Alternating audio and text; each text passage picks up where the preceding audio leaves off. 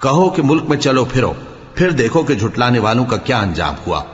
کہو کہ آسمان اور زمین میں جو کچھ ہے کس کا ہے؟ کہہ دو اللہ کا۔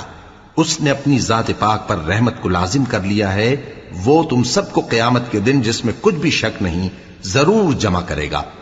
جن لوگوں نے اپنے آپ کو نقصان میں ڈال رکھا ہے وہ ایمان نہیں لاتے، اور جو مخلوق رات اور دن میں بستی ہے سب اسی کی ہے، اور وہ سنتا ہے جانتا ہے۔ کہو کیا میں اللہ کو چھوڑ کر کسی اور کو مددگار بناؤں؟ کہ وہی تو آسمانوں اور زمین کا پیدا کرنے والا ہے، اور وہی سب کو کھانا دیتا ہے اور خود کسی سے کھانا نہیں لیتا۔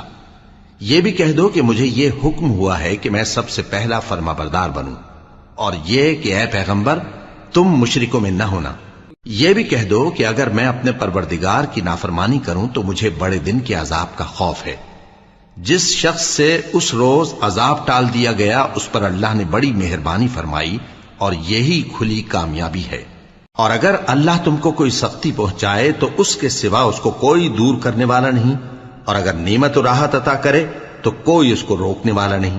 وہ ہر چیز پر قادر ہے، اور وہ اپنے بندوں پر غالب ہے، اور وہ دانا ہے، خبردار ہے۔ ان سے پوچھو کہ سب سے بڑھ کر قرین انصاف کس کی شہادت ہے؟ کہہ دو کہ اللہ ہی مجھ میں اور تم میں گواہ ہے، اور یہ قرآن مجھ پر اس لیے اتارا گیا ہے کہ اس کے ذریعے سے تم کو اور جس شخص تک وہ پہنچ سکے آگاہ کر دوں۔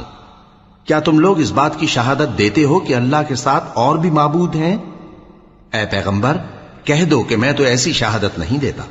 کہہ دو کہ صرف وہی ایک معبود ہے، اور جن کو تم لوگ شریک بناتے ہو میں ان سے بیزار ہوں۔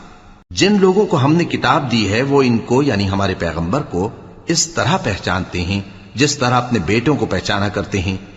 جنہوں نے اپنے آپ کو نقصان میں ڈال رکھا ہے وہ ایمان نہیں لاتے۔